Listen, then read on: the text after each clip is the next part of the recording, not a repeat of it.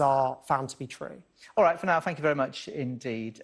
Let's turn to former BBC journalist and founder of the Broadcast Academy, Kerry Hopkins. Hello to you. So what about this breaking news? And the BBC admitted that things should have been better, processes should have been improved, red-flagged incidents per se, and also this timeline, which many people will find interesting, the fact that a complaint was made on the 18th of May, then an email was sent, and then this phone call on the 6th of June, which was made, but then it didn't connect. And that then, according, it seems, to the mother, is why she contacted the son.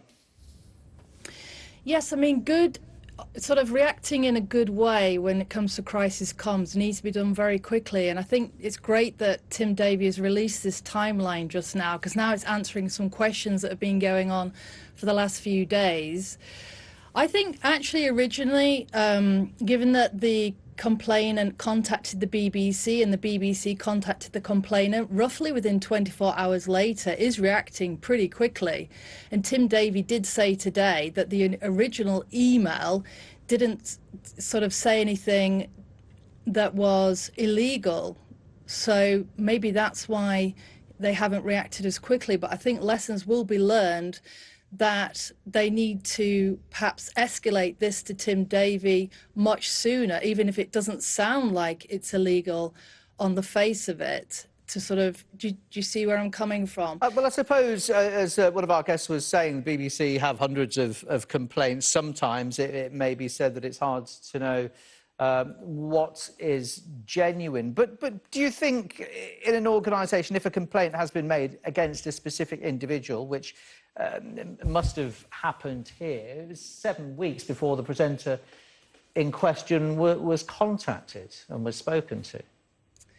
That does seem a very long time to wait to talk to the individual in question, absolutely.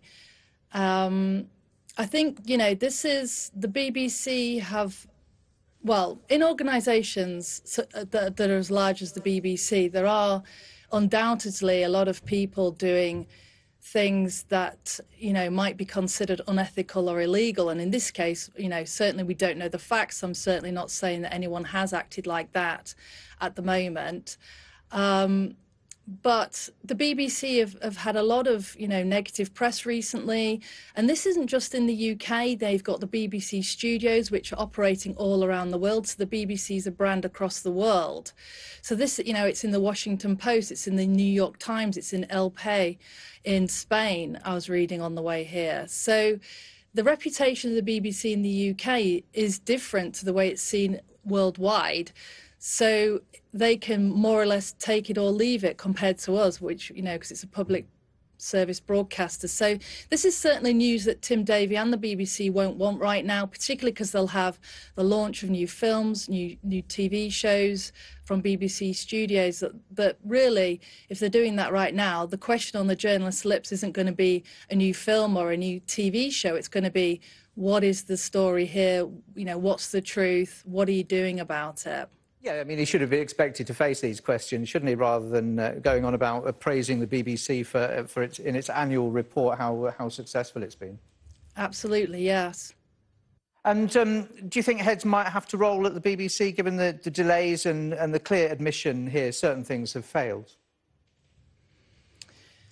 Well, I think it's still a difficult story because you've got the... Well, we don't know if it is true or not, whether...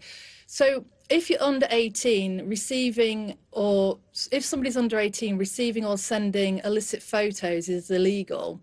So the allegations that this person started talking to this presenter age 17, but were photos sent at that point, or did they wait till they were 18, of which no crime has been committed? So I think until more to this story comes to light, it's really hard to say at this stage. All right, thank you very much indeed. It's nice to get your thoughts, Kerry Hopkins there. Back to Matthew Gill, media